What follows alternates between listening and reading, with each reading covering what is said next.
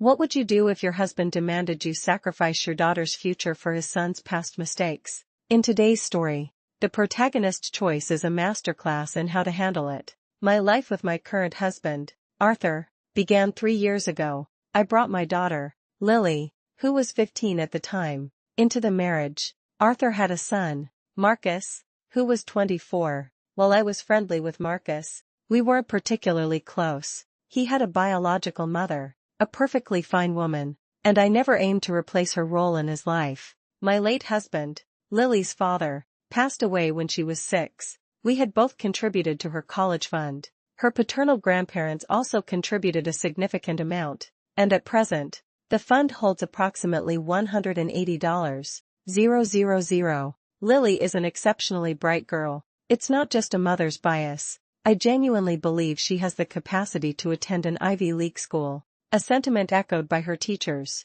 I was determined that financial constraints wouldn't hinder her potential. Our income was too high to qualify for substantial financial aid, and while Lily would apply for merit-based scholarships, we didn't want to rely solely on those given the intense competition. It was important to note that Arthur and I maintained separate finances, and he never contributed to Lily's college fund. Marcus was struggling with a heroin addiction. It was a heartbreaking situation, and his addiction had led him to steal money, jewelry, heirlooms, and electronics from us to fuel his drug habit. I understood addiction was a disease, and I had personally paid $1,000 for an outpatient detox program for him, which unfortunately failed. Following that, Arthur paid $6,500 for an outpatient rehab program, but Marcus barely showed up, rendering it ineffective. He pleaded for another chance, promising to do better. So, Arthur and I split the cost of another $6,500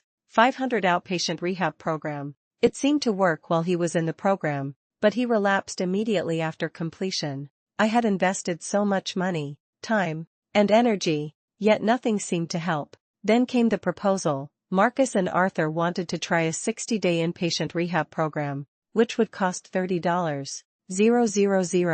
I was baffled as to where they expected to find that kind of money, considering the thousands already spent and the fact that our house had been stripped of anything valuable. Their solution? They wanted to use Lily's college fund. To me, this was absolutely off-limits. I felt it was completely unfair to Lily, punishing her for her stepbrother's addiction, and a betrayal of my late husband and his parents who had contributed. Beyond that, I genuinely doubted that spending another $30,000 would even work. Arthur, however, saw things differently. He accused me of being an asshole for prioritizing Lily's education over his son's life, asserting that medical needs should always come first. Then, in a move that utterly infuriated me, he turned to Lily and asked her directly if she would be willing to use $30,000 from her fund for Marcus's rehab. Lily went completely silent, unable to answer. Arthur, growing visibly upset, then told her she was being selfish.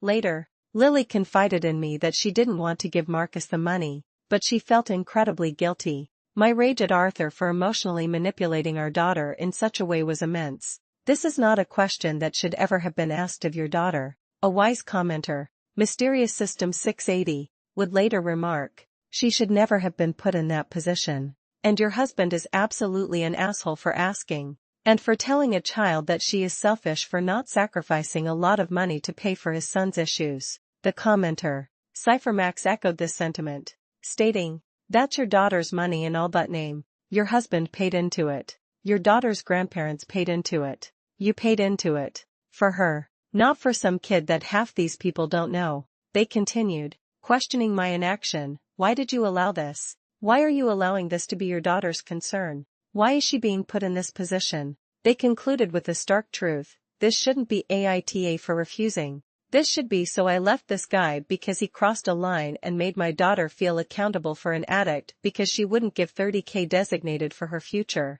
This reveals Arthur's greatest fatal flaw, his utter disregard for boundaries and his willingness to exploit emotional vulnerability for his own ends. He made a foolish decision at that moment, completely unaware that this single act would expose his true character and lead to the eventual unraveling of his relationship with me. I looked at my daughter, her young face etched with an undue burden of guilt. My heart ached for her, and a resolve hardened within me. This wasn't just about money. It was about protecting Lily's future, her peace of mind, and the sanctity of what her father and grandparents had built for her. Arthur had overstepped a line that could not be uncrossed. I stood firm. The college fund was not an ATM for Marcus's addiction. It was Lily's future, and I would protect it at all costs. The story of Lily's college fund highlights the crucial importance of protecting a child's future, even when faced with immense emotional pressure. What would you do if a family member tried to guilt-trip your child into sacrificing their savings for another's struggles?